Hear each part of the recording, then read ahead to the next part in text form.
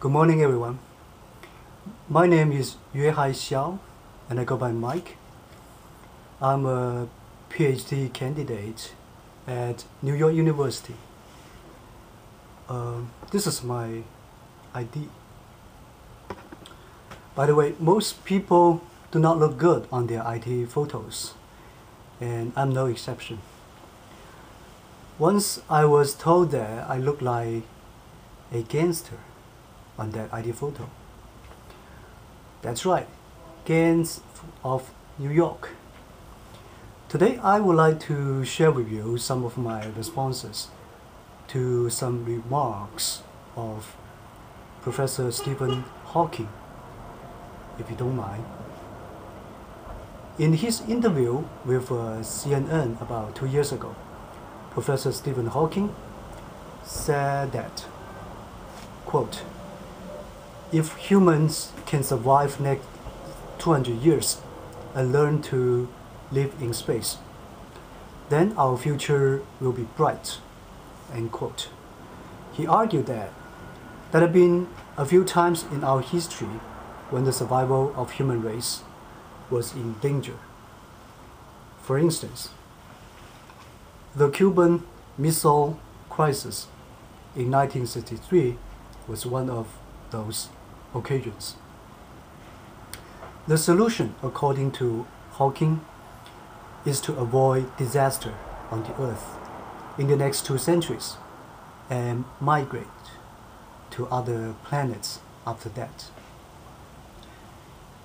I was intrigued by this topic and could not help raising a few questions after I read the remarks of Professor Hawking. Here are my questions. First, why did he say 200 years rather than 500 years? That estimation of time is based on what? For example, based on the speed at which energy and resources are running out on the Earth, based on the speed at which humans are losing control of massive destruction weapons. My second question is closely related to the first one. What are the potential threats to human survival? Then I came up with some answers to this question. First, the depletion of energy and resources could be one potential threat to human survival. Second, the chain effects caused by severe damage of the environment. Number 3, natural disaster, such as earthquake, tsunami. And finally, nuclear war. For the first 3 threats to human survival, migration to other planets might help. However, Professor Hawking did mention Cuban Missile Crisis in his interview. So that was the threat from nuclear war, which was a threat created by human beings. Regarding this self-created threat, my question is, what would be the causes of a nuclear war that is going to destroy the Earth? Some possible answers could be: number 1, fighting for resources and power. For example, like the situation in Middle East nowadays. Number 2,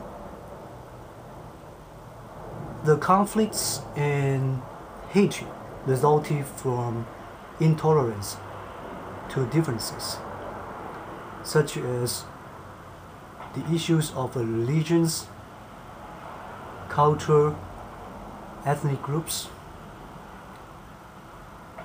For example, the Nazi persecution of the Jews, Rwanda genocide. The third reason The third cause of a nuclear war can be a combination of the above two and other factors, such as history and prejudice. Number 4, the president wants some extreme entertainment. I was just kidding. But all in all, I thought the ultimate cause of a conflict and war would be our selfishness. If that goes out of control, even migration to other planets won't help, because the issue remains, and it's going to be the same.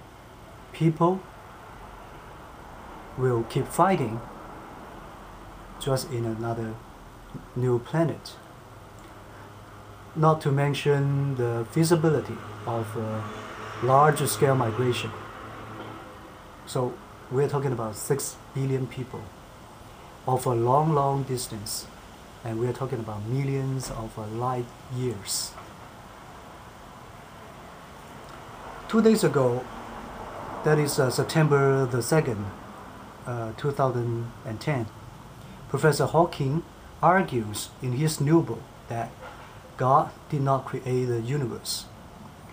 I thought that was a fascinating topic, and I would like to share with you my opinion next time. Actually, the survival of human race and the creation or the origin of the universe, these two topics are closely related. Finally, I am aware of my own bias and limitations, but I am open to different perspectives, which might help myself reduce my bias and limitations. Thank you very much.